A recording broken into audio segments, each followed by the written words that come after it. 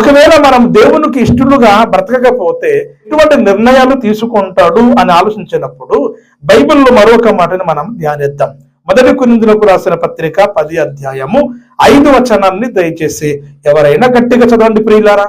అయితే వారిలో ఎక్కువ మంది దేవునికి ఇష్టలుగా ఉండకపోయిరి గనుక అరణ్యములో సంహరింపబడిరి. ప్రియమైనటువంటి దేవుని వర్లారా, మనందరికీ తెలుసు ఇశ్రాయేలుల చరిత్ర. ఇశ్రాయేలీలు సుమారుగా 75 మంది బ్రతుకు తెరువు కోసము ఐగుప్తు దేశానికి వెళ్ళిపోతారు. ఐగుప్తు దేశానికి వెళ్ళినటువంటి ఇశ్రాయేలులు దినదినము వారొక సంతానము అభివృద్ధి పొందినట్లుగా విస్తరించబడినట్లుగా మనం చూస్తాం. ఎంతవరకు విస్తరించబడ్డారు అని ఆలోచించినప్పుడు లక్షలాది మందిగా ఇశ్రాయేలీలు ఐగుప్తు దేశములో విస్తరించబడతారు.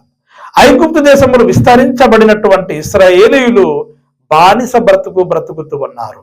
ఎన్ని సంవత్సరములు అంటే ప్రియులారా, 430 సంవత్సరములు ఐగుప్తు దేశములో బానిసలుగా ఉన్నారు.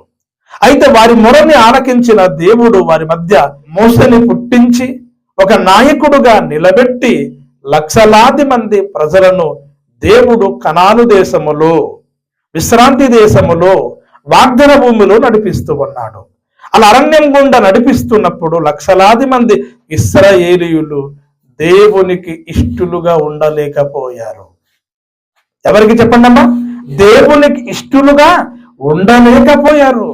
దేవుడు వారికి ఏం తక్కువ చేశాడు చెప్పండి? సమస్తం కూడా దేవుడు వారికి ఇచ్చాడు.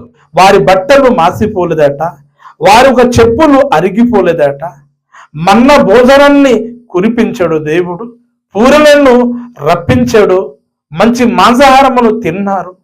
వాళ్ళ ఆకలి వేసినప్పుడు తిండి పెట్టుడు, దాహం వేసినప్పుడు దేవుడు దాహం తీర్చాడు. పగలు ఎండ దెబ్బ తగలకూడదని దేవుడు మేఘస్తంభము, రాత్రి వెలుగు ఉండాలి అని దేవుడు అగ్ని స్తంభాన్ని ఏర్పాటు చేసి నడిపిస్తున్నప్పటికీ దేవుని వలన ఎన్నో మేలులు, ఎన్నో ఉపకారములు పొందవలసినటువంటి ఇశ్రాయేలులు దేవుని దృష్టికి, దేవుని ఎడల కృతజ్ఞత కలిగి రుణపడి ఉండవలసినటువంటి ఇశ్రాయేలులు దేవుని దృష్టికి ఇష్టలుగా ఉండలేకపోయారటండి. దేవుని దృష్టికి ఇష్టలుగా ఉండకపోవడం వలన దేవుడు ఎటువంటి నిర్ణయము తీసుకున్నాడు అంటే వాళ్ళందరినీ కూడా దేవుడు సంహరించాడు. అంటే అరణ్యములో వాళ్ళందరినీ కూడా దేవుడు చంపేశాడండి. ప్రియమైనటువంటి దేవుని వాళ్ళారా, ఈరోజు దేవుడు సంఘములో నాయకులను ఏర్పాటు చేశాడు. ఏ నాయకులైతే సంఘానికి భారము కలిగి, బాధ్యత కలిగి నడిపిస్తూ ఉన్నారో దేవుని దృష్టికి మీరు నమ్మకమైన వారుగా, దేవుని దృష్టికి మీరు ఇష్టలుగా ఉన్నట్లయితే దేవుడు మిమ్మల్ని కాపాడతాడు, దేవుడు మిమ్మల్ని మంచిగా చూసుకుంటాడు.